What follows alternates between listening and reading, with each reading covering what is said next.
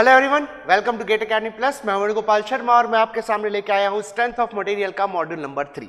तो module number 3 में हम लोग क्या पढ़ने वाले हैं इसको एक बार डिस्कस करते हैं। जैसा कि हम लोगों ने जो पहला वीडियो डाला था स्ट्रेंथ ऑफ मटेरियल का, जिसमें हम लोग ने introduction to strength of material दिया था, तो उसको अगर आपने देखा है तो वहां जाकर के देख सकते हैं। जितने भी मॉड्यूल्स होने वाले स्ट्रेंथ ऑफ मटेरियल में सारे मैंने आपको स्टेप बाय स्टेप समझाए हैं कि कौन कौन सा मॉड्यूल होने वाला है, उस मॉड्यूल का कंटेंट क्या क्या होने वाला है, वहां बहुत ही क्लियरली समझाया गया है। ठीक है, सो मॉड्यूल नंबर 3 में हम लोग देखने वाले हैं shear force diagram, SFD and BMD देखने वाले हैं, यानी कि shear force in beam and bending moment in beam को हम लोग डिस्कस करने वाले हैं यहाँ पर मॉड्यूल नंबर 3 में।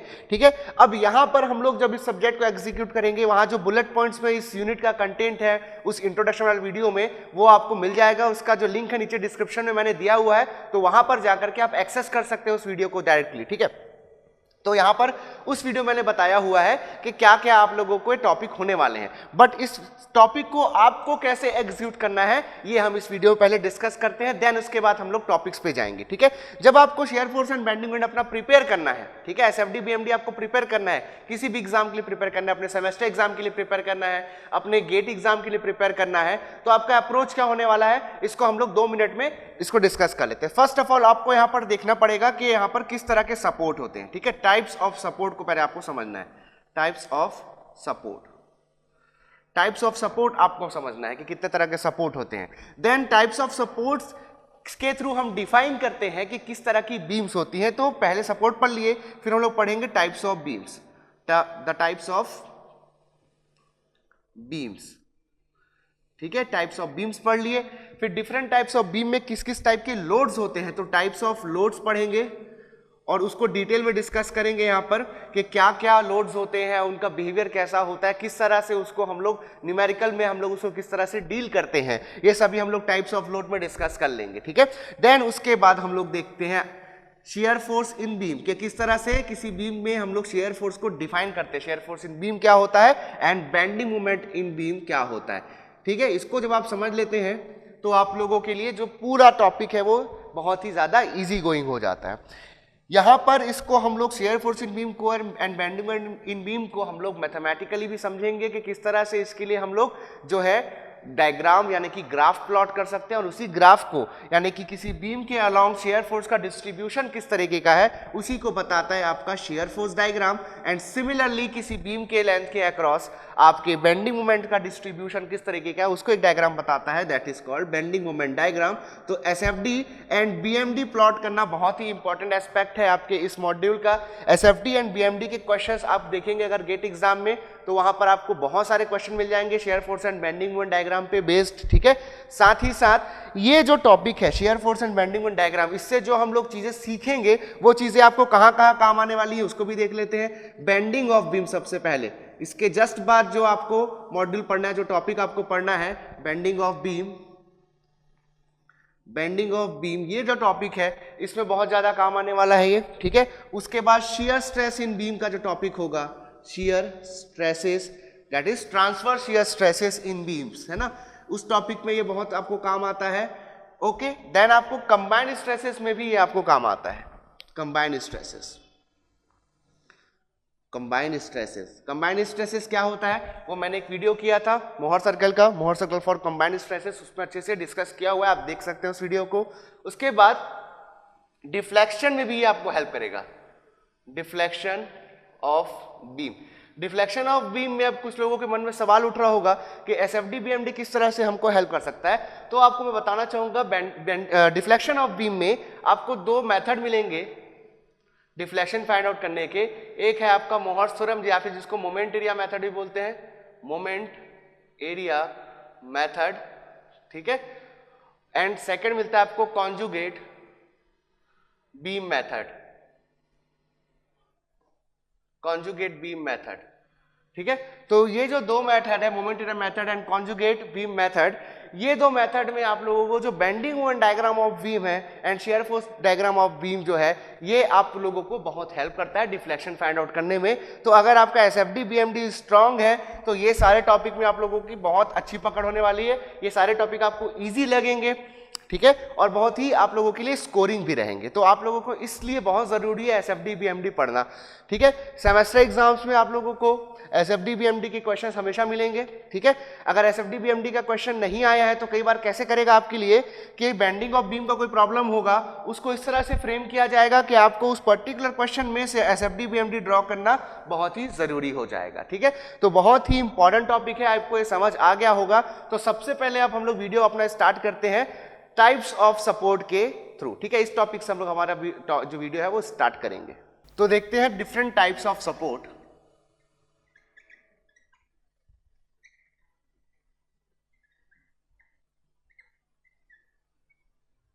ठीक है, सबसे पहला सपोर्ट है हम लोगों के पास हिंज सपोर्ट।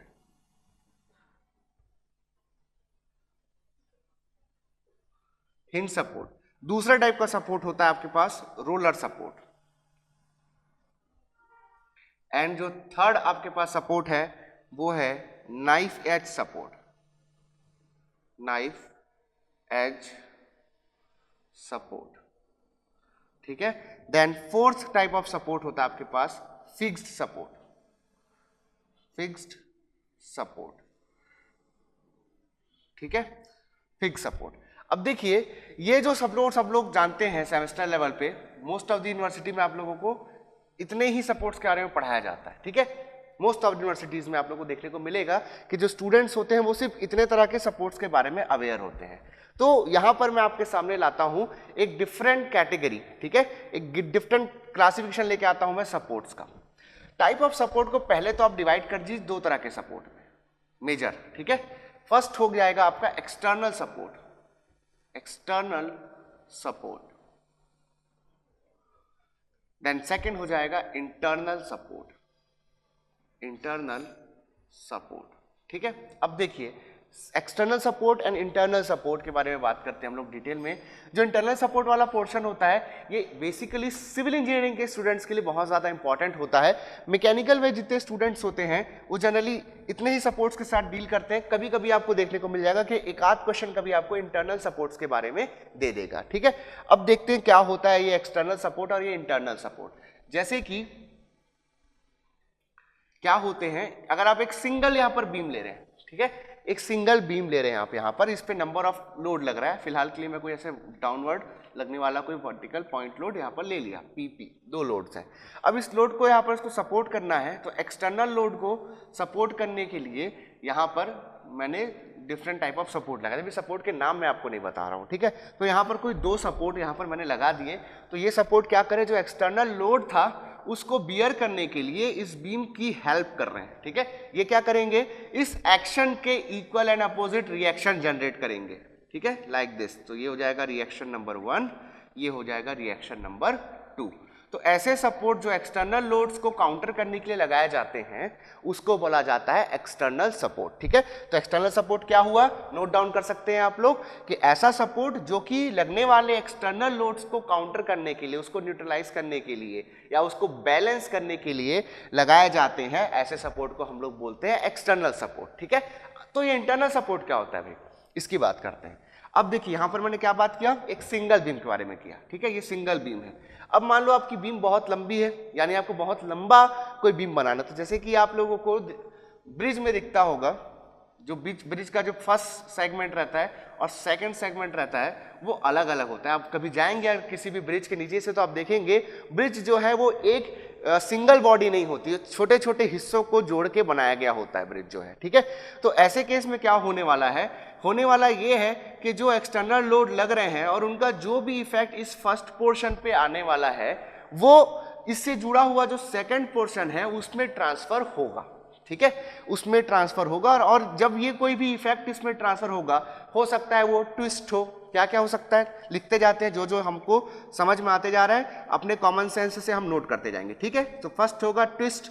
जैसे कि समझिए आप ब्रिज में हैं, ठीक है, इसका ब्रिज का मैं एक टॉप व्यू बनाता हूं आपके लिए। ये ब्रिज की साइड की जो दीवारें होती है वो है, ठीक है, ये आपका डिवाइडर है और ये आपके डिफरेंट जो लेन्स हैं वो है, ठीक है, ये आपका आने जाने के रास्ते हैं यहाँ पर, ठीक है। अब सपोज आप लोग अपनी बाइक में इस जगह पे बैठे, यहाँ पर हैं आप, ठीक है, और यहाँ पर आपके आगे साइकिल वाला है कोई, फिर यहाँ कोई एक कार वाला है, ठीक है। तो इस तरह से आप देख रहे हैं यहाँ पर छोटे छोटे व्हीकल्स, कार है, बाइक है, साइकिल है। अब इधर मान लीजिए कि 3 ट्रक्स हैं, 3 ट्रक्स हैं।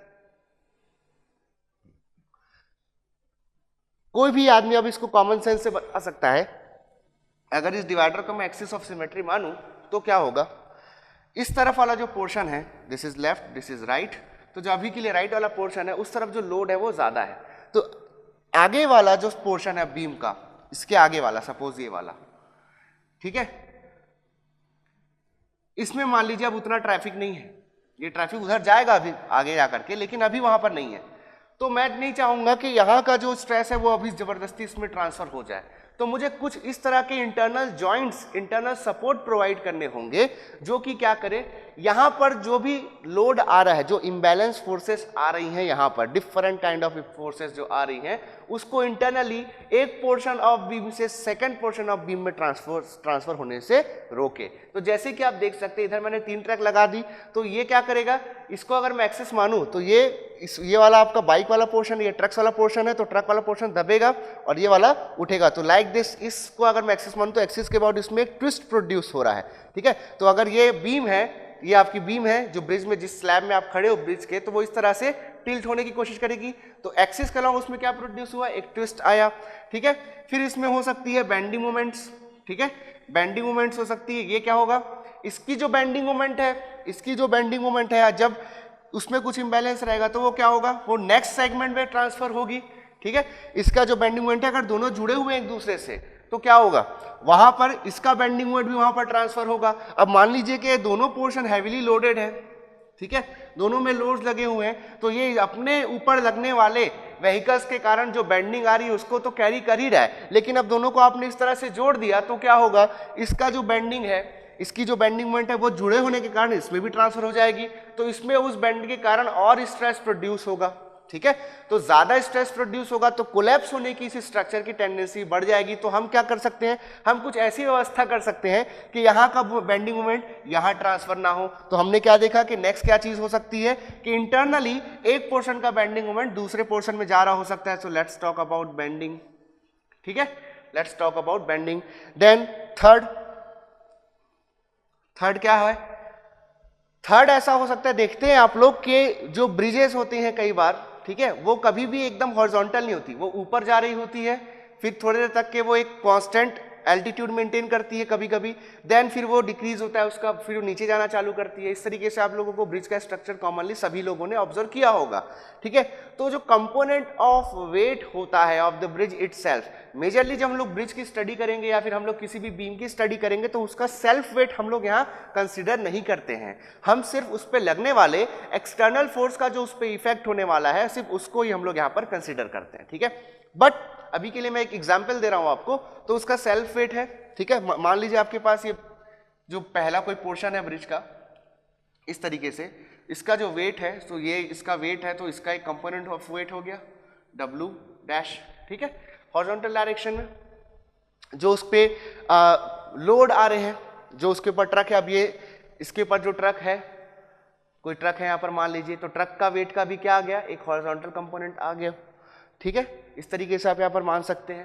तो आप देख रहे हैं कि इसमें एक एक्सियल डायरेक्शन में भी फोर्स है, एक्सियल डायरेक्शन में भी इसमें फोर्स आ रहा है। तो अब एक चीज क्या देखने को मिली कि हो सकता है कि इस, जैसे कि सपोज यहाँ पर जो इतने व्हीकल्स हैं वो रुके हुए हैं अभी, ठीक है, सारे व्हीकल्स रुके हुए हैं, तो उनका जो हॉरिजॉन्टल कंपोनेंट ऑफ वेट है वो एक्सियल डायरेक्शन में आ रहा है इस बीम के। तो मैं नहीं चाहूंगा कि ये वाले पोर्शन में जो हॉरिजॉन्टल लोड्स हैं, जो एक्सियल लोड्स हैं, वो नेक्स्ट वाले में ट्रांसफर होकर उसमें एक्सेसिव स्ट्रेस जनरेट करे। तो तीसरा क्या हो सकता है, एक्सियल स्ट्रेसेस या एक्सियल लोड हो सकते हैं यहाँ पर, ठीक है। उसके बाद जब बेंडिंग है, ट्विस्ट है, एक्सियल है, तो डेफिनेटली शियर फोर्स भी हो सकता है, इस सेगमेंट का शियर फोर्स इस सेगमेंट में ट्रांसफर हो सकता है। तो चौथा क्या हो गया, शियर फोर्स हो गया, shear force, S F for shear force. तो इस तरह के डिफरेंट काइंड ऑफ आपको जो लोड है वो इंटरनली एक पोर्शन ऑफ बीम से दूसरे पोर्शन ऑफ बीम में ट्रांसफर हो सकते हैं, ठीक है। तो इसको हैंडल करने के लिए हम लोग इंटरनली सपोर्ट प्रोवाइड करते हैं, ताकि एक बीम का जो लोड है वो दूसरे बीम में ट्रांसफर ना हो। इस तरह से सपोर्ट प्रोवाइड किया जाता है दोनों के बीच में, कि जो लोड हम नहीं चाहते कि नेक्स्ट पोर्शन में ट्रांसफर हो, वो लोड उस पर ट्रांसफर फिर होना बंद हो जाए। ठीक है, तो ये होता है, इसके लिए हम लोग प्रोवाइड करते हैं। तो एक जगह से एक बीम का, मतलब बीम के एक पोर्शन का जो ट्विस्ट है या टॉर्शन जो है वो सेकंड पोर्शन में ट्रांसफर ना हो, इसलिए बोलते हैं उसको internal torsional release, torsional release. ठीक है, टॉर्शनल रिलीज। देन जो बेंडिंग मोमेंट आ रहा है एक पोर्शन का दूसरे पोर्शन में, उसको हटाने के लिए हम लोग बोलते हैं internal hinge, internal hinge, internal hinge, या फिर इसको बोल सकते हो बेंडिंग मोमेंट रिलीज। ठीक है, एक्सियल जो फोर्सेस है वो ट्रांसफर ना हो, दैट्स वाई हम लोग यहां करेंगे internal axial release, internal axial release. ठीक है, देन यहां पर हम लोग शियर फोर्स को ट्रांसफर होने से रोकेंगे, तो ये हो जाएगा इंटरनल शियर रिलीज। तो इतने तरह के हम लोगों को इंटरनल सपोर्ट जो है वो दिखेंगे। ठीक है, तो ये हो गए आपके पूरे इंटरनल सपोर्ट। ये क्या कर रहे हैं, इंटरनली ट्विस्ट को, बेंडिंग को, एक्सियल फोर्स को और शियर फोर्स को एक पोर्शन ऑफ बीम से दूसरे पोर्शन ऑफ बीम में ट्रांसफर होने से रोकते हैं। तो ये आपके इंटरनल सपोर्ट्स हैं। देन ये जो सारे हैं हम लोगों ने जो देखे, hinge support, roller support, knife edge support, fix support, ये सारे जो सपोर्ट है ये सारे के सारे एक्सटर्नल सपोर्ट्स हैं। ठीक है, इनका अलग अलग सिंबल होता है, तो हम लोग कलेक्टिवली एक साथ देखेंगे कि जितने एक्सटर्नल सपोर्ट्स है उनका क्या सिंबल है और जितने इंटरनल सपोर्ट्स है उनका क्या सिंबल है। ठीक है, सो सबसे पहले हम लोग डिस्कस करने वाले हैं यहाँ पर एक्सटर्नल सपोर्ट्स के बारे में, जिसमें हम देखेंगे hinge support, roller, knife edge and fix support. Hinge support, hinge support को पिंड सपोर्ट के नाम से भी जानते हैं। ठीक है, पिंड सपोर्ट, ओके, और इसको पिवोट भी बोल सकते हैं, पिवोटेड जॉइंट। ओके, कैसे होता है इसका स्ट्रक्चर, समझने में बहुत आसान है। ठीक है, जैसे कि आप लोग देखते हैं, आप लोगों के जो दरवाजे होते हैं घर में, उसका जो जॉइंट होता है, जो जिसपे उसको हम लोग क्लैंप करते हैं गेट को, वो एक तरीके का हिंज है। जो आप लोग रेलवे क्रॉसिंग देखते हो, रेलवे क्रॉसिंग जो रेलवे फाटक होता है आपके पास, रेलवे का जो गेट होता है, वो जिस तरह के जॉइंट से उसको बनाया जाता है, जिस तरह से उसको फिक्स किया जाता है, ठीक है, ताकि वो इस तरह से रोटेट हो सके एक पर्टिकुलर पॉइंट के अबाउट, तो वो जो जॉइंट है वो हिंज जॉइंट है। तो हिंज जॉइंट क्या होता है, देखिए सिंपल, दो आपको ऐसे प्लेट लेने हैं, दो आपके पास प्लेट्स होंगे आइडेंटिकल इन डायमेंशंस। ठीक है, इन दोनों प्लेट को क्या करो आप लोग, इन दोनों में आप लोग एक थ्रू होल कर दो इक्वल डायमीटर का। इन दोनों प्लेट को एक दूसरे के पैरेलल रखेंगे, तो ये सिंगल एक तरीके से दिखने लग गया, इस तरीके का, लाइक दिस। अब क्या करेंगे, यहां पर जिस भी बीम को हम लोगों को इस पे फिक्स करना है, इस पे माउंट करना है, उस बीम को इस पे रखा जाएगा लाइक दिस। ठीक है, एंड देन उस पे होल्ड करके यहां पर हम लोग उसमें पिन डाल दिए, तो ये बन गया आपका हिंज जॉइंट। इस तरह से हम लोगों ने जॉइंट बनाया, इसको हम लोग बोलेंगे हिंज जॉइंट। अब इसको हम लोग जो है मैकेनिकली इसका ऑब्जर्वेशन करते हैं। ठीक है, अब मैकेनिकली इसको कैसे ऑब्जर्व करेंगे, आई थिंक आपको समझ आ गया कैसे बना। मैंने दो प्लेट ली, दोनों प्लेट में होल किया, उसके बाद जो बीम थी जिसको इस हिंज पे माउंट करना था मुझे, उस पर मैंने होल किया। फिर तीनों से, first plate, second plate and beam, तीनों से होता हुआ एक मैंने पिन इंसर्ट कर दिया, देन इसको फिक्स कर दिया यहाँ पर। ठीक है, अब आप देख पाएंगे कि इस पॉइंट के अबाउट, जैसे मैंने इस पेन को अपनी उंगलियों में पकड़ा हुआ है, तो ये इस पॉइंट पर जैसे रोटेट हो सकता है, सेम वैसी अब ये जो बीम है इस हिंज पॉइंट के अबाउट रोटेट होते जाएगी। ठीक है, सो ये जो पिन है हिंज का, इस पिन के एक्सिस के अबाउट ये जो आपकी बीम है ये अब रोटेट हो सकती है। ठीक है, like this and like this, clockwise and anti clockwise यहाँ पर रोटेट हो सकती है। सो अगर आप यहाँ पर कोई लोड लगा देते हो, लेट अस से P कोई लोड लगा देता हूँ किसी पर्टिकुलर पॉइंट पे, तो क्या होगा, ये रोटेट होने लग जाएगी। ठीक है, रोटेट होने लग जाएगी। अब अगर मैं यहाँ पर पिन के एक्सिस पे जो है हमारा सिस्टम ऑफ कोऑर्डिनेट उसको ड्रॉ करता हूँ, लेट अस से this is your Z axis, this is X axis, this is Y axis. ठीक है, नाउ यहाँ पर अभी जो मैंने लिया है X, Y and Z axis यहाँ पर लिए हुए हैं, तो आप देख सकते हैं कि ये जो बीम है इस बीम को अगर मैं z डायरेक्शन के अलोंग लोड लगाऊं, यानी कि इस पे कोई एक ऐसा लोड लगा दूं इस तरीके का एक्सियल, ठीक है, z जो है अभी एक्सिस शो कर रहा है यहाँ पर, तो एक्सियल कोई लोड लगा देता हूं मैं, लेटर से P1, तो आप देख पाएंगे कि अगर मैं इस पे कोई एक्सियल लोड लगाता हूं तो ये ट्रांसलेट नहीं होता है, आगे पीछे नहीं होता है। इस पे अगर मैं y डायरेक्शन में कोई लोड लगाना चाहूं और इसको ट्रांसलेट करना चाहूं तो ये ट्रांसलेट नहीं होगा। तो आप देख सकते हैं कि ये बीम ट्रांसलेट नहीं हो सकती y डायरेक्शन में, ना ही x डायरेक्शन में, ना ही z डायरेक्शन, ट्रांसलेट नहीं हो सकती। लेकिन ये इस पिन के एक्सिस के अबाउट, x एक्सिस के अबाउट ये रोटेट हो सकती है। ये आपका x एक्सिस है perpendicular to the whiteboard, तो ये जो बीम है ये इसके अबाउट यहाँ पर रोटेट हो सकती है। तो हिंज सपोर्ट को यहाँ पर से हम लोग मैकेनिकली डिफाइन कर पाएंगे कि ऐसा सपोर्ट जो कि ट्रांसलेशन अलाउ नहीं करता बट रोटेशन अलाउ करता है along the axis of pin, such a support is known as hinge support. So a support which does not allow translation but it allows rotation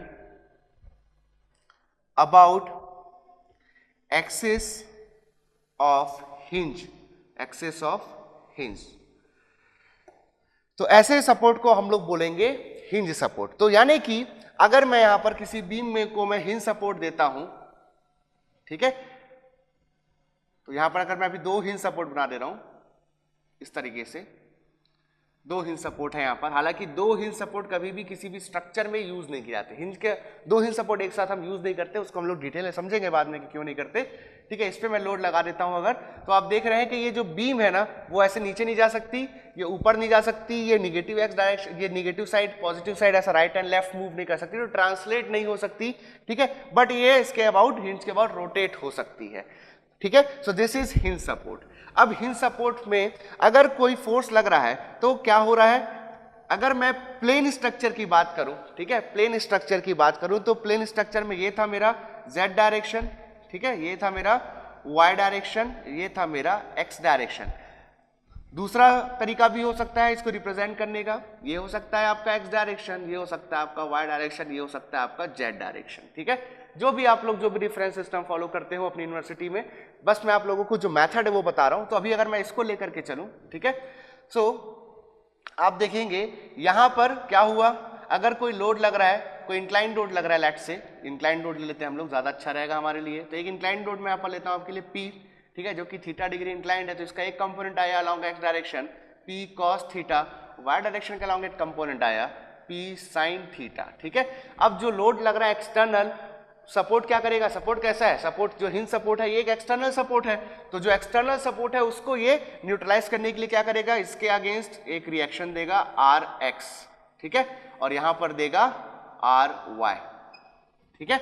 तो क्या हुआ, देखिए ऐसा क्यों कर पा रहा है Rx और Ry, इसलिए दे रहा है क्योंकि जो बीम है वो ट्रांसलेट नहीं हो सकती along the x direction and y direction, as well as अगर हम लोग थ्री डायमेंशनल बात करें, थ्री डायमेंशनल कंडीशन की बात करें, तो उस कंडीशन में z डायरेक्शन के अलोंग भी ये ट्रांसलेट नहीं होने देगा।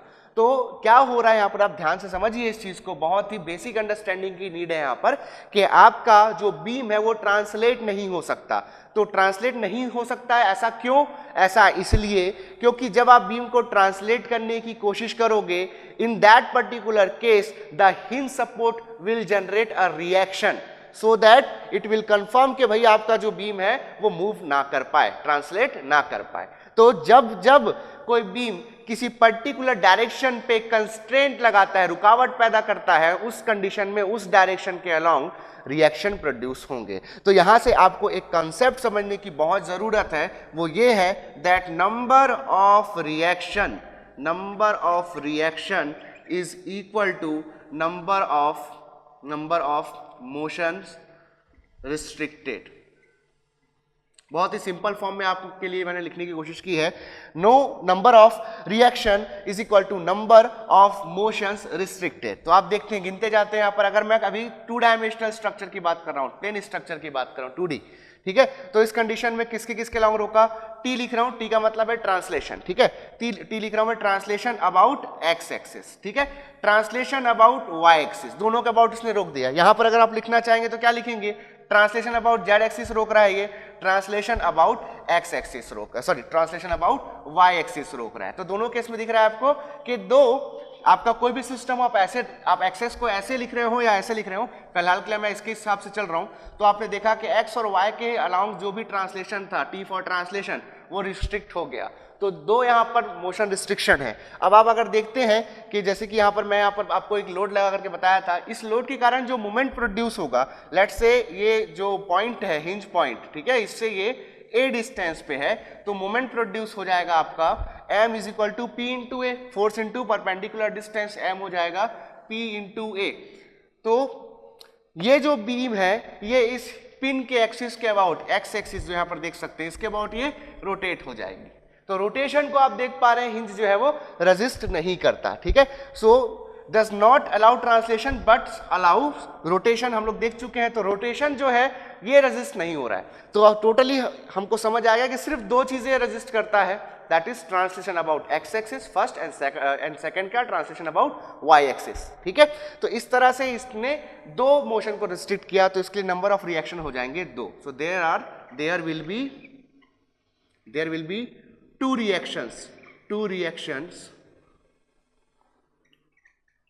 reactions at the support. There will be two reaction at the support. Okay, तो ये था आपके हिंज के बारे में, ठीक है। तो अगर ये दोनों सपोर्ट्स को मैं हटाता हूं, ठीक है, different number types of loading यहाँ लगी हुई हैं, इस तरह से मैग्नीट्यूड से हमको कोई भी मतलब नहीं होना चाहिए। तो जब मैं इसका फ्री बॉडी डायग्राम बनाऊंगा, फ्री बॉडी डायग्राम किन डायग्राम को बोलते हैं, जब मैं सारे सपोर्ट्स को हटा देता हूं और उन सपोर्ट्स का जो फोर्स होता है, जो रिएक्शन होता है, सिर्फ उसको कंसीडर करके जब मैं कोई डायग्राम बनाता हूं, तो मुझे डायग्राम जो मिलता है उसे मैं बोलता हूं फ्री बॉडी डायग्राम, ठीक है। तो फ्री बॉडी डायग्राम मैंने बनाया, तो ये हो जाएगा RY1 RX1, ठीक है, RX2 RY2। इस तरह से आप देख सकते हैं जितने भी हिंस थे उस पर मुझे दो दो रिएक्शंस मिले। अब इनकी वैल्यू एक्सेट्रा क्या होगी, RX और RY की वैल्यू क्या होगी, ये मैं कैसे फाइंड आउट करूंगा, ये मैं फाइंड आउट करूंगा using conditions of static equilibrium. To find reactions use condition of static equilibrium, use condition for static equilibrium, ठीक है। यानी कि समेशन ऑफ एफ वाई, मैं अभी इसको डिफरेंस लेके चल रहा हूं, तो summation of F Y equal to 0, summation of F X equal to 0 and then summation of m about any point will be equal to 0। ये हम लोग लेकर के चलेंगे, तो हमको जो भी रिएक्शंस है वो फाइंड आउट हो जाएंगे। So this was about hinge support. Now move on to next type of support, that is roller support.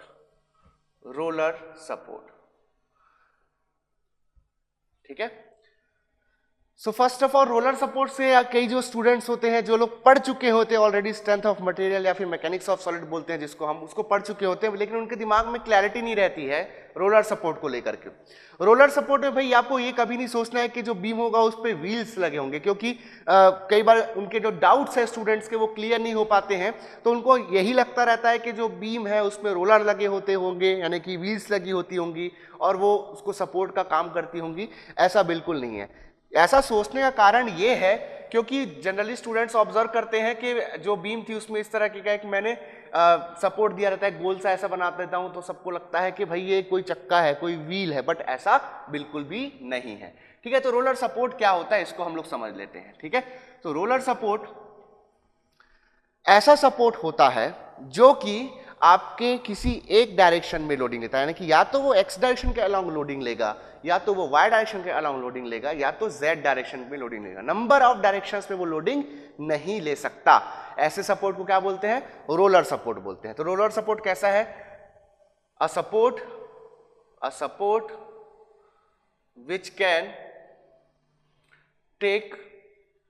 can take load along only one axis, यानी कि x एक्सिस के अबाउट ले सकता है, y एक्सिस के about ले सकता है, या तो z एक्सिस के अबाउट ले सकता है। तीनों के साथ या किन्हीं दो के साथ नहीं ले पाएगा, किसी एक एक्सिस के अबाउट ले पाएगा।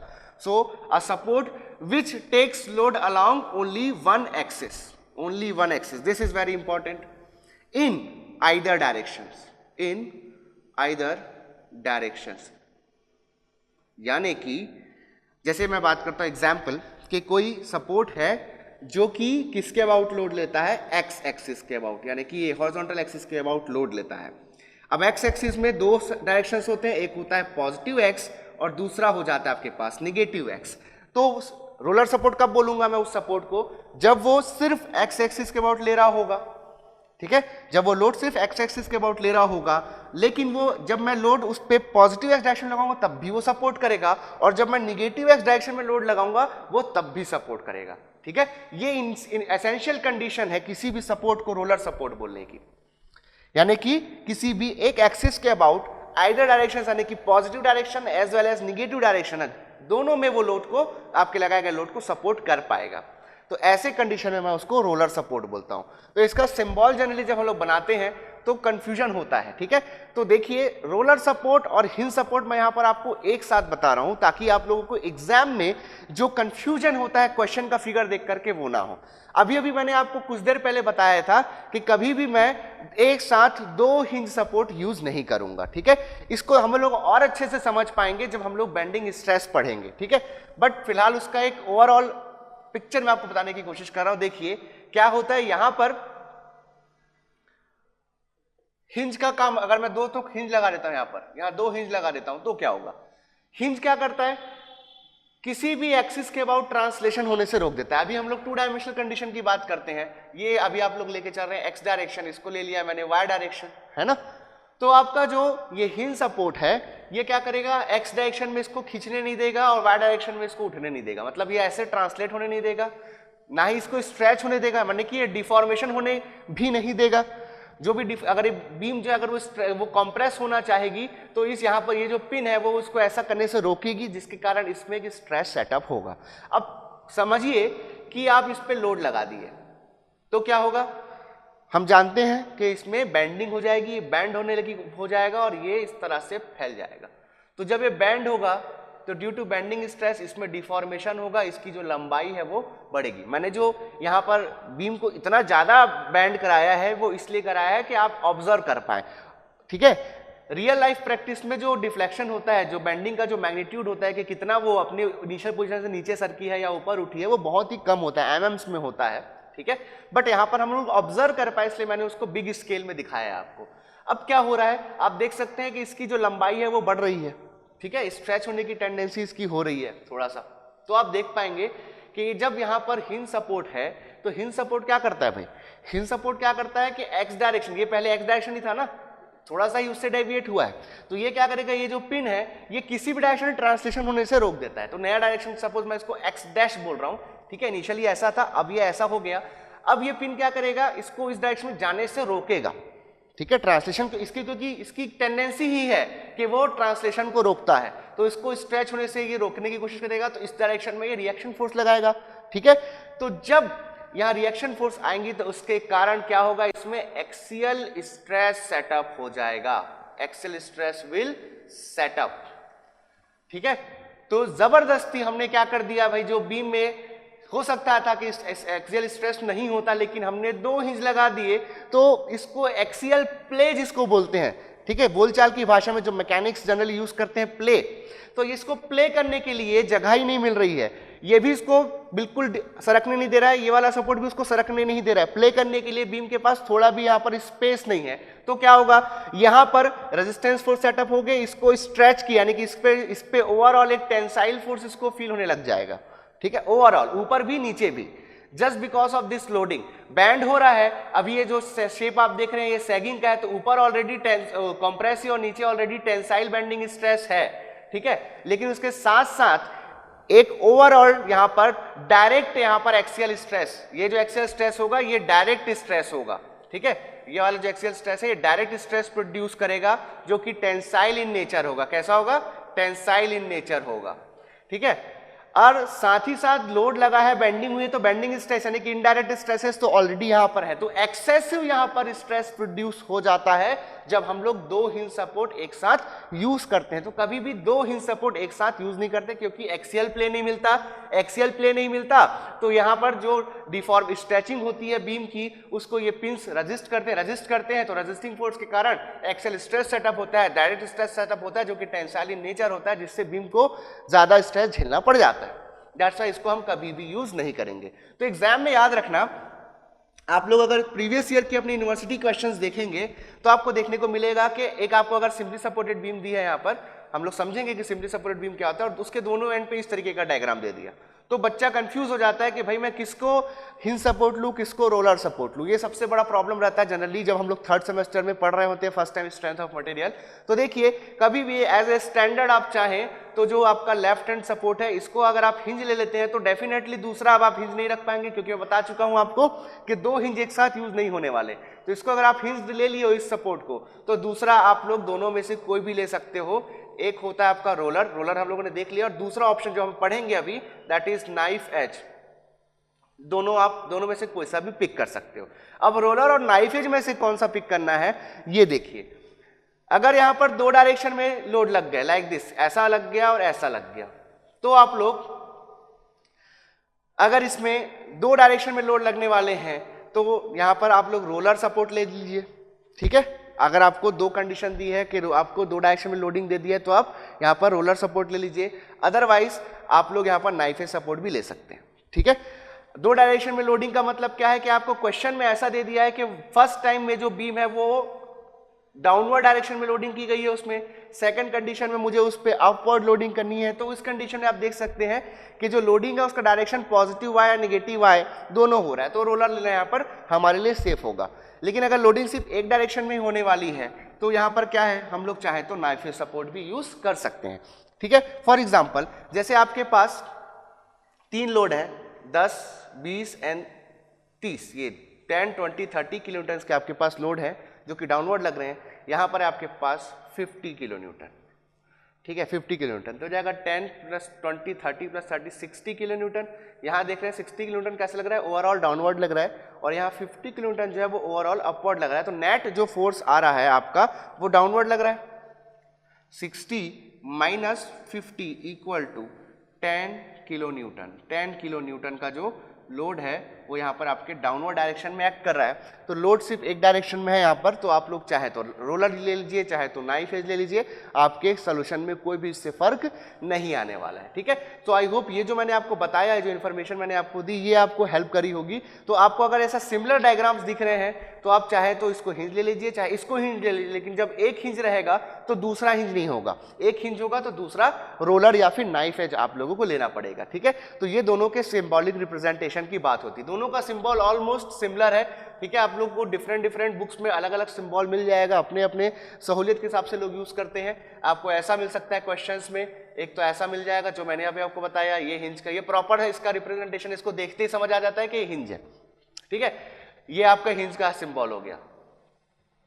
दूसरा कैसे लिख सकते हैं इसको, लाइक दिस, इस तरीके का, ये भी हिंज का सिंबल है, बट इसके साथ इस वाले सिंबल के साथ तकलीफ क्या है मैंने अभी आपको बताया, यही सिंबल यूनिवर्सिटीज में आपके लिए रोलर के लिए भी यूज कर दिया जाएगा।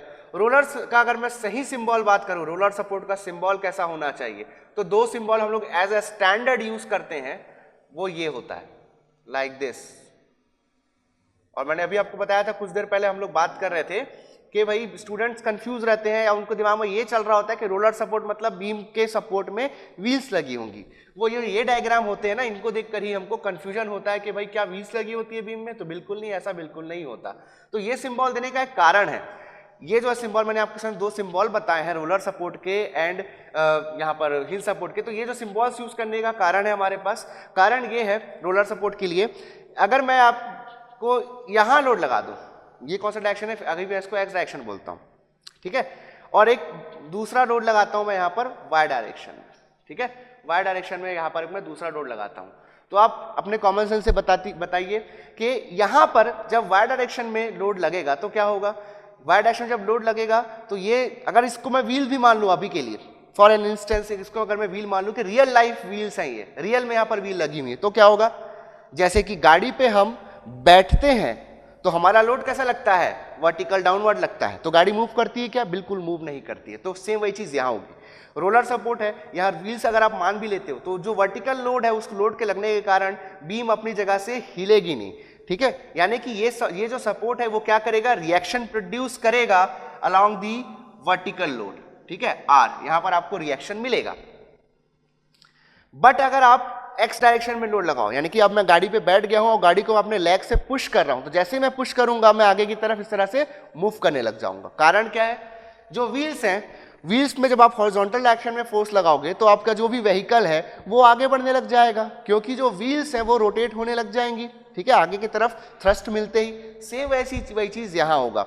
ये जो सिंबल है अब ये बता रहा है कि जैसे ही आप एक्स डायरेक्शन में लोड लगाओगे, यानी कि वाई के अलावा जब आपने दूसरे डायरेक्शन में लोड लगाया, so this support will not support the load, it will not produce any reaction along the X direction, यानी कि जो आर एक्स यहां पर होगा that is always zero, that is always zero. So ये जो सिंबल है पर्टिकुलरली वो ये डिपिक्ट करता है कि रोलर सपोर्ट जो है वो किसी एक डायरेक्शन में ही लोड ले रहा है, ठीक है। जो यहाँ पर इसके लिए मैंने ऐसा प्लेन बनाया है हैचिंग के साथ, इस प्लेन के परपेंडिकुलर डायरेक्शन में, यानी कि ये वाला डायरेक्शन वाई डायरेक्शन में ही ये आपको रिएक्शन देगा, और इसके टेंजेंशियल यानी कि एक्स डायरेक्शन में या फिर जेड डायरेक्शन में आपको रिएक्शन नहीं देगा, यानी कि कोई भी सपोर्ट नहीं देगा यहाँ पर ये।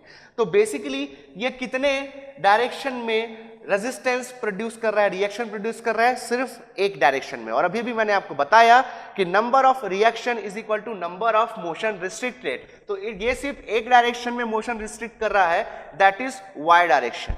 और वो भी यहां पर रोटेशन की जब हम लोग बात करेंगे तो ये रोटेशन को रेजिस्ट नहीं करेगा, ठीक है, ये किसी एक तरीके का ही लोड रेजिस्ट करता है, ठीक है, किसी एक तरीके का ही लोड ये रेजिस्ट करता है। तो यहां पर क्या होगा, यहां पर नंबर ऑफ रिएक्शन क्या होंगे, रोलर सपोर्ट के लिए नंबर ऑफ रिएक्शन, कितने मोशन रिस्ट्रिक्ट किए इसने, एक किया, वो भी translation about X axis in both direction, sorry about Y axis in both direction. अगर एक्स एक्सिस में भी होता तो along X axis in both direction होता, अगर जेड एक्सिस में भी होगा तो जेड एक्सिस के अबाउट बोथ डायरेक्शन में होगा। तो टोटल नंबर ऑफ रिएक्शन कितने हो गए, नंबर ऑफ रिएक्शन यहां पर हो गए हमारे पास 1, ठीक है। जिस भी डायरेक्शन में लोडिंग हो रहा होगा उस डायरेक्शन के अगेंस्ट ये क्या करेगा, रिएक्शन प्रोड्यूस करेगा। सो एक रिएक्शन मिलता है हमको किसमें, रोलर सपोर्ट में, दो रिएक्शंस हमको मिलते हैं यहां पर हिंज सपोर्ट में। तो नेक्स्ट हम लोग देखते हैं यहां पर नाइफ एज सपोर्ट। तो नाइफ एज सपोर्ट क्या है, इसमें कुछ इसकी प्रॉपर्टी जो है वो रोलर सपोर्ट के सिमिलर है, बट इसमें एक ही डिफरेंट है, सिर्फ एक डिफरेंस है यहां पर कि जैसे कि रोलर सपोर्ट के बारे में जब हमने पढ़ा तो हमने देखा कि रोलर सपोर्ट किसी एक एक्सिस के अबाउट दोनों डायरेक्शन में रेजिस्टेंस फोर्स ऑफर करता है, रिएक्शन ऑफर करता है। बट जो नाइफ एज सपोर्ट होगा, नाइफ एज सपोर्ट किसी एक एक्सिस के अबाउट किसी एक ही डायरेक्शन में रिएक्शन ऑफर करेगा, तो इसको हम बोलेंगे knife edge support. So a support which offers reaction only in one direction about an axis,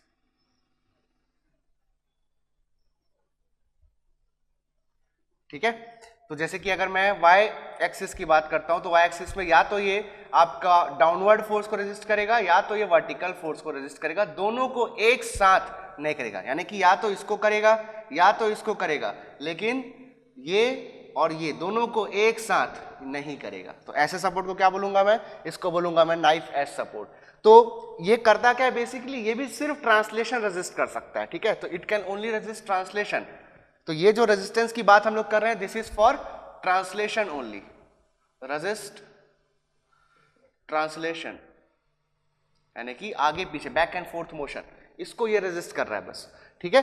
तो यहां पर आपने देखा कि कितने यहां पर रिएक्शंस मिल रहे हैं हम लोगों को, कितने मोशन रेजिस्ट किया, ये सिर्फ एक, that is translation about a particular axis, along a particular axis ये ट्रांसलेशन रेजिस्ट कर रहा है। So number of reaction is equal to number of restriction से अगर हम लोग का यहाँ पर number of reaction find out करें तो नंबर ऑफ रिएक्शन होगा, number of reaction equal to number of restriction, that is equal to 1। तो एक ही यहाँ पर आपको रिएक्शन मिलने वाला है। तो अगर यहाँ पर कोई आपके पास बीम है और यहाँ पर आपके पास नाइफ एज सपोर्ट है, ठीक है। जैसे कि मैंने बोला कि सिम्बॉल्स आपको कंफ्यूज कर सकते हैं रोलर सपोर्ट के। तो यहाँ पर अगर कोई लोड है P, तो उसके कंपैरिजन में यहाँ पर जो रिएक्शन मिलेगा वो भी कैसा होगा, वर्टिकल होगा, दैट इज R, ठीक है। इस तरीके से आप लोगों को सिर्फ एक रिएक्शन यहाँ पर देखने को मिलेगा। इन केस अगर आप लोग यहाँ पर इंक्लाइन लोड लगा देते हैं, सपोज अब ये लोड इंक्लाइन है लाइक दिस, ऐसा इंक्लाइन लोड है, तो इसके दो कंपोनेंट हो जाएंगे, ये थीटा है तो ये जाएगा P, तो ये जाएगा P cos थीटा, इस तरफ एक आ जाएगा, इस तरफ आ जाएगा P sin थीटा। तो अभी भी रिएक्शन आपको कैसा मिलेगा, अभी भी आपको कैसा रिएक्शन मिलेगा, वर्टिकल रिएक्शन मिलेगा, क्योंकि ये जो एक्सियल लोड है इसको ये यहाँ पर रेजिस्ट नहीं कर पाएगा, ठीक है। यानी कि ये जो P cos थीटा है, P cos थीटा क्या करेगा, P cos थीटा इस बीम को इस एक्सिस के अबाउट, ये एक्सिस अगर हमारा एक्स एक्सिस हम बोलते हैं, तो एक्सिस के अबाउट, इस एक्स एक्सिस के अबाउट बीम को ट्रांसलेट करने की कोशिश करेगा। तो इस केस में हमको क्या करना पड़ेगा, जो दूसरा एंड है उस एंड पे भी एक सपोर्ट जो हमको देना होगा, वो हमको देना होगा हिंज सपोर्ट, ठीक है। तो दूसरे एंड पे हम लोग एक सपोर्ट देंगे, दैट इज हिंज सपोर्ट। तो एक हिंज सपोर्ट हम लोग देंगे। तो हिंज सपोर्ट क्या करेगा, अब ये जो एक्सियल ट्रांसलेशन करने की कोशिश कर रहा है ये वाला फोर्स P cos थीटा, इसको रोक देगा यहाँ पर रिएक्शन लगा करके Rx। तो इस तरह से हम लोग समझते हैं डिफरेंट टाइप ऑफ सपोर्ट्स के बारे में, ठीक है। Now move on to next type of support, that is fourth type of support, fixed support. Fixed support, fixed support, fixed support को एक और नाम से भी जानते हैं built in, built in support, ठीक है। यानी कि अब जो आपके पास बीम थी उसको आपने परमानेंटली ज्वाइन कर दिया है किसी उसके सपोर्ट पर। यहाँ पर कोई वॉल है, जैसे कि इस वॉल पे इस बीम को मैंने परमानेंटली माउंट कर दिया थ्रू क्लैंप, स्क्रू करके, वेल्डिंग करके, रिवेट लगा करके। बिल्ट इन मतलब कि जो स्ट्रक्चर बना रहे, जैसे कि हमारे पास स्लैब्स निकले होते हैं, ठीक है, स्लैब्स निकले होते हैं, जो उसका जो दूसरा एंड होता है वो आपके वॉल पे या बीम से ही बाहर निकला होता है, तो वो उसके साथ साथ उसको हम लोग बनाते हैं, दैट्स हाउ उसे बिल्ट इन भी कहा जाता है, एक साथ बना हुआ है। तो यहाँ पर क्या हो गया, उसका जो एंड था वो फिक्स हो गया, ठीक है, तो इसको बोलते हैं फिक्स्ड सपोर्ट। तो एक तरीके का सपोर्ट है ये। तो दूसरे जब भी किसी एंड पे मैं ऐसा कर देता हूं कि अब ये किसी भी डायरेक्शन में मूव नहीं हो सकता, बिल्कुल इसकी मोबिलिटी खत्म कर दी मैंने, तो ये हो गया फिक्स सपोर्ट। तो ये वाला जो एंड है, अब ना तो ये आगे पीछे जा सकता है किसी भी एक्सिस के अबाउट, यानी कि ट्रांसलेट भी नहीं हो सकता है, ऐसे आगे पीछे नहीं हो सकता, ऊपर नीचे नहीं हो सकता, अंदर बाहर ऐसा भी नहीं हो सकता। तो ये हो गया फिक्स। अब ना ये रोटेट हो सकता है, ना ये अपने एक्सिस, अगर इस एक्सिस को एक्स एक्सिस बोल रहे हैं, ये आपके पास वाई एक्सिस है, ये जेड एक्सिस है, तो किसी भी एक्सिस के अबाउट ये रोटेट भी नहीं हो सकता, ठीक है।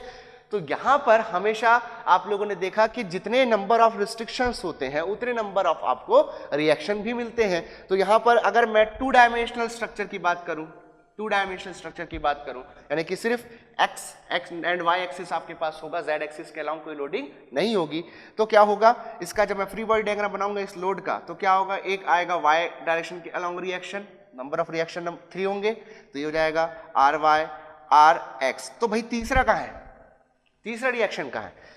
अगर यहाँ पर कोई लोड लगा था जिसके कारण कोई रिएक्शन आया R X and R Y, तो अब देखिए ये जो लोड है ये एक और चीज तो करेगा। अगर ये z एक्सिस है, दिस z एक्सिस, ये z एक्सिस, ये x एक्सिस, ये y एक्सिस, तो ये लोड क्या कर रहा है, ये लोड आपके, ये आपको मैं एक z एक्सिस दिखा रहा हूं, that is perpendicular to board, और ये जो लोड है ये क्या करेगा, इस z एक्सिस के अबाउट बीम को रोटेट करने की कोशिश करेगा, बेंड करने की कोशिश करेगा। और जैसे कि ने बताया फिक्स सपोर्ट है, तो ना रोटेशन होने देगा ना ही ट्रांसलेशन होने देगा। तो क्या करेगा, इस रोटेशन को, अगर ये डिस्टेंस मैं लिख लेता हूं, सपोज a है, तो m equal to p into a, इतना मोमेंट यहाँ प्रोड्यूस हो रहा है, तो इस मोमेंट के कारण ये बीम रोटेट हो सकती थी, बट क्योंकि यहाँ पर फिक्स सपोर्ट लगा है, दैट्स व्हाई रोटेशन यहाँ पर अलाउ नहीं करेगा। तो कैसे अलाउ नहीं करेगा, इसके अगेंस्ट ये क्या करेगा, एक रेजिस्टिंग मोमेंट प्रोड्यूस कर देगा। तो एक रिएक्शन मोमेंट या रेजिस्टिंग मोमेंट बोलेंगे mr।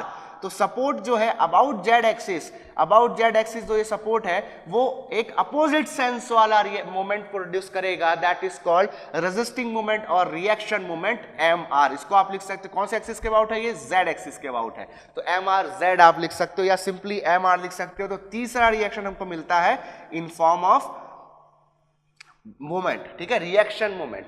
तो 3 हमको यहाँ पर रिएक्शन दिखे, 1 2 3, ठीक है, 2 ट्रांसलेशन रोक रहा है ये, ठीक है, 2 ट्रांसलेशन रोक रहा है एक्स डायरेक्शन के एंड वाई डायरेक्शन के अबाउट, एंड तीसरा रोटेशन रोक रहा है ये जेड एक्सिस के about. So number of restriction कितने हो गए आपके पास, नंबर ऑफ रिस्ट्रिक्शन 3 हो गए, तो नंबर ऑफ रिएक्शन भी कितने हो जाएंगे, 3 हो जाएंगे। ठीक है, तो ये हो गया आपका फिक्स्ड सपोर्ट। तो इतने तरह के सपोर्ट हम लोगों ने देखे, that is hinge support, roller support, knife edge support and then fixed support.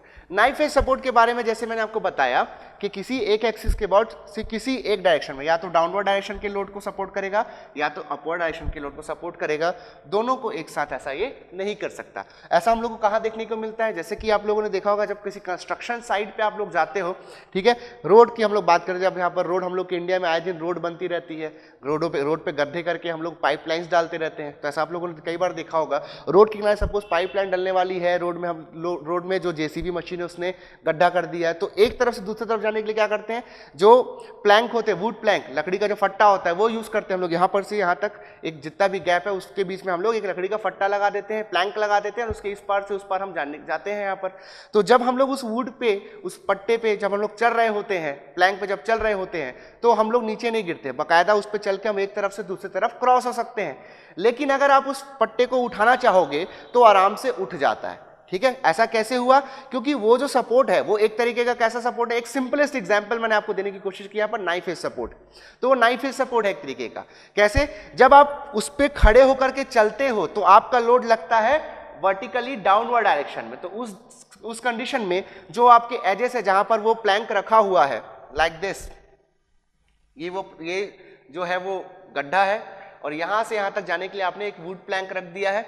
अब यहां से आप चल करके उस तरफ जाना चाह रहे हो, ठीक है, तो आप देखेंगे कि आपका लोड डाउनवर्ड लग रहा है, ये सपोर्ट कर रहा है, यहां से रिएक्शंस मिलेंगे आपको R1 R2, ठीक है, ये सपोर्ट्स आपको रिएक्शन दे रहे हैं, ठीक है। बट जब आप इसको नीचे से पुश करो या फिर बोलोगे कि मैं इसको ऊपर उठाऊंगा, मेरे को इसको उठाना है, तो आप ऊपर की तरफ जब लोड लगाओगे तो ये बिल्कुल रेजिस्ट नहीं करेगा, यहां से अपनी जगह से ये उठ जाएगा। तो इस तरीके का जो सपोर्ट होता है वो होता है आपका नाइफ एज सपोर्ट। तो डिफरेंट काइंड ऑफ सपोर्ट्स के थ्रू हम लोग डिफाइन करते हैं डिफरेंट टाइप ऑफ बीम्स, ठीक है। तो अब हम लोग देखते हैं कि डिफरेंट टाइप्स ऑफ बीम्स कौन कौन से होते हैं। तो सबसे पहले हम लोग डिफरेंट टाइप्स ऑफ बीम यहाँ डिस्कस कर लेते हैं, then different types of load हम लोग जब पढ़ लेंगे उसके बाद हम लोग थोड़ा अच्छे से इंप्लीमेंट कर पाएंगे जो इंटरनल सपोर्ट्स है उसके कंसेप्ट्स का, ठीक है। तो इस वीडियो में हम लोग जो अभी फिलहाल के लिए जो टाइप्स ऑफ बीम है वहां तक कवर कर लेंगे, देन नेक्स्ट वीडियो में जब हम लोग टाइप्स ऑफ लोड पढ़ लेंगे तो हम अच्छे से समझ पाएंगे कि इंटरनल सपोर्ट्स में हम लोगों को क्या क्या चीज़ों का कंसिडरेशन करना होता है, किन किन चीज़ों की केयर करनी होती है, ठीक है। तो सबसे पहले हम लोग यहाँ पर बीम्स के बारे में पढ़ लेते हैं। तो बीम क्या होता है समझिए पहले से। बीम क्या है, बीम जो है किसी भी स्ट्रक्चर का हॉरिजॉन्टल कंपोनेंट होता है, ठीक है। So beam is horizontal component of any structure, horizontal component और horizontal member you can say component of any structure, okay, which is designed to take transverse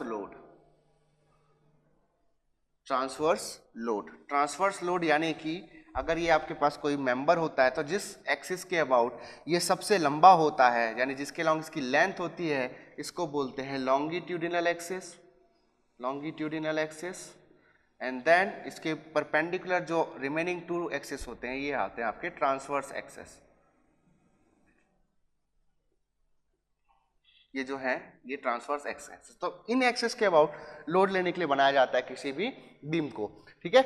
आप लोग देखेंगे जो आपके घरों में छत के पास जो आपके हॉरिजॉन्टल ऐसे लगे लंबे लंबे जो लगे होते हैं कंक्रीट के, वो होते हैं आपके बीम्स, और जो आपके वर्टिकल मेंबर्स होते हैं वो होते हैं कॉलम्स, ठीक है। तो कॉलम के बारे में हम लोग और डिटेल डिस्कशन करेंगे जब कॉलम के बारे में पढ़ेंगे हम लोग, ठीक है। सो ये है आपके पास बीम का डेफिनेशन। तो सबसे पहले हम लोग देखते हैं simply supported beam, simply supported beams, ठीक है। सिंपली सपोर्टेड बीम किसको बोलते हैं, देखिए ऐसा बीम जिस बीम के दोनों एक्सट्रीम एंड्स पे सपोर्ट प्रोवाइड किया गया हो, ऐसे बीम को बोलते हैं हम लोग simply supported beam. So a beam which is supported at the extreme and, a beam which is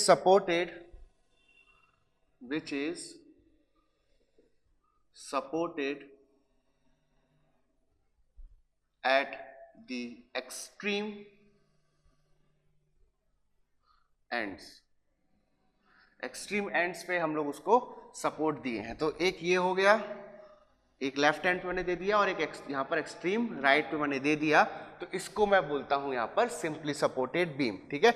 और मेजरली मैंने बताया आपको यहाँ पर एक एंड कैसा हो जाएगा आपके पास, हिंज्ड हो जाएगा, और दूसरा जो एंड होगा आपके पास ऑप्शन रहेंगे वहां पर, दैट इज रोलर सपोर्ट, ठीक है, एंड नाइफ एज सपोर्ट। तो ये इसके सपोर्ट्स हो गए। यहाँ पर जो बीच में इसकी जो लेंथ है दोनों सपोर्ट्स के बीच में, that is called span of this beam, ठीक है, इसको स्पैन भी बोलते हैं, L is also known as span, ठीक है, स्पैन।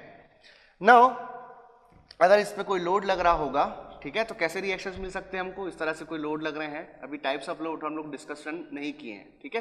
तो यहाँ पर मैं सपोर्ट्स पर जो रिएक्शन है उसको ड्रॉ कर सकता हूँ इस तरह से, क्योंकि हिंज है इसमें आ जाएगा, इसका नाम दे देता हूँ मैं एंड का, ये सपोज एंड ए है, ये एंड बी है, तो जाएगा आर ए वाई, ये हो जाएगा आर ए एक्स, ठीक है, एंड ये हो जाएगा आपका वर्टिकल बस आएगा यहाँ पर, क्योंकि यहाँ पर या तो रोलर लगा होगा या तो नाइफ एज लगा होगा, तो यहाँ पर हो जाएगा आर बी। तो इस तरीके से हम लोग जो लोड्स हैं लाइक दिस पी पी ऐसा, ठीक है, तो ये हो जाएगा फ्री बॉडी डायग्राम, इस तरह से हम लोग फ्री बॉडी डायग्राम बना सकते हैं, ठीक है। So this is about the simply supported beam, ठीक है। नाउ सेकंड देखते हैं हम लोग कैंटिलीवर बीम, या सिर्फ कैंटिलीवर बोलना भी इसको काफी होता है,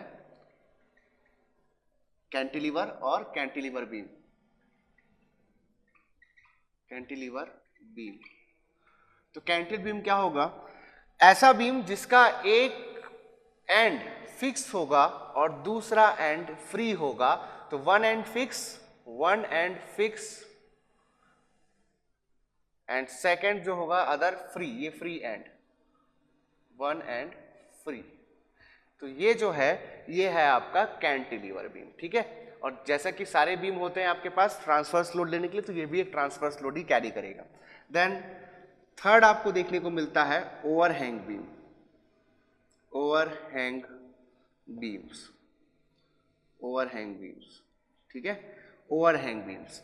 तो ओवरहैंग बीम क्या होगा, देखिए सिंपली सपोर्टेड बीम जब हमने देखा तो हमने देखा कि दोनों एक्सट्रीम एंड पे मैंने यहाँ पर सपोर्ट दिया, ठीक है। अगर एक्सट्रीम एंड पे सपोर्ट ना दे करके ये दोनों सपोर्ट्स को अगर मैं कुछ पास ले आऊं, एक दूसरे के पास ले आऊं इसको, तो क्या होगा, कुछ हिस्सा अनसपोर्टेड रह जाएगा। तो अगर किसी सिंपली सपोर्टेड बीम के सपोर्ट्स को मैं अपनी जगह से डिस्प्लेस कर दूं और उस बीम में कुछ अनसपोर्टेड लेंथ रहे, तो उसको मैं क्या बोलूंगा, ओवरहैंग बीम, ठीक है। तो ओवरहैंग बीम क्या दिखता है, तो ऐसा बीम जिसके दोनों एक्सट्रीम एंड पे सपोर्ट ना होकर के उस पे दो सपोर्ट्स होंगे, लेकिन दोनों सपोर्ट जो है वो एक्सट्रीम एंड पे नहीं होंगे। हो सकता है कि कोई सपोर्ट एक एक्सट्रीम एंड पे हो लेकिन दूसरे एक्सट्रीम एंड पे यहाँ पर सपोर्ट ना हो, तो ये आपका ओवरहैंग बीम हो जाता है। तो ओवरहैंग बीम क्या होगा, a beam with some unsupported length, तो ये जो लेंथ है इसको बोलते हैं अनसपोर्टेड लेंथ, अनसपोर्टेड लेंथ, ठीक है।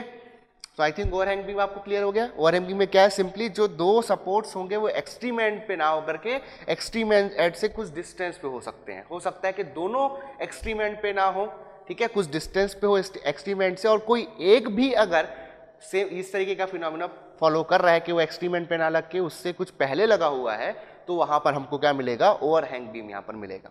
देन नेक्स्ट फोर्थ देखते हैं हम लोग fixed beam, fixed beam. Fixed beam क्या, कैंटिलीवर बीम आपने देखा उसके एक एंड को फ्री किया था, एक एंड को फ्री किया था तो दूसरा उसमें फिक्स था। फिक्स बीम कब बोलूंगा, अगर किसी बीम के दोनों एक्सट्रीम एंड्स पे मैंने क्या कर दिया, फिक्स सपोर्ट प्रोवाइड कर दिया। So a beam with fix support at both end, a beam with fixed support at both end, fixed support at both end.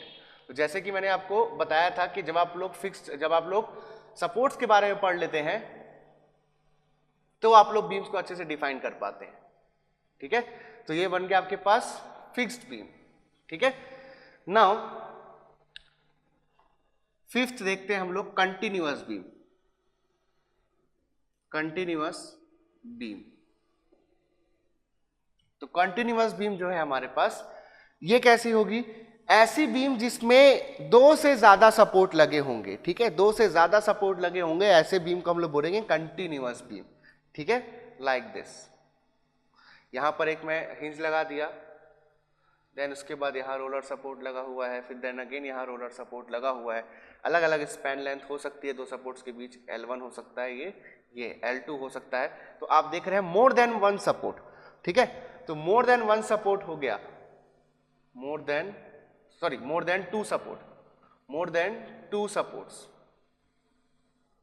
तो ये हो जाएगा कंटिन्यूअस बीम, ठीक है। इसके बाद कुछ और स्पेशल केसेस आते हैं, जैसे कि नेक्स्ट आप लोग देख सकते हैं इसमें 6th प्रॉप्ड कैंटिलीवर बीम।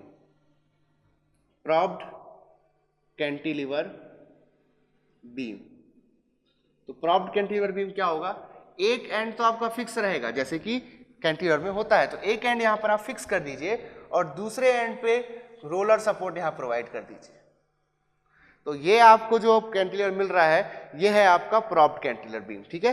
तो इस तरह से आपके डिफरेंट टाइप्स ऑफ बीम्स आपको देखने को मिलते हैं। ये सारे आपके स्ट्रेट बीम्स हैं। हम लोग आगे एक और टॉपिक पढ़ेंगे, एक नया मॉड्यूल स्टार्ट होगा जब, वहां पर हम लोग पढ़ेंगे कर्व बीम्स के बारे में। तो कर्व बीम एक सेपरेट सेगमेंट है स्ट्रेंथ ऑफ मटेरियल का। यहाँ पर हम लोगों ने सारे स्ट्रेट बीम्स की बात करी है। तो इतने सारे यहाँ पर आपके पास टाइप्स ऑफ बीम्स होते हैं, टाइप्स ऑफ सपोर्ट होते हैं। नेक्स्ट जो वीडियो हमारा आने वाला है उस वीडियो में हम लोग पढ़ेंगे टाइप्स ऑफ लोड के बारे में एंड इंटरनल सपोर्ट्स के बारे में, ठीक है।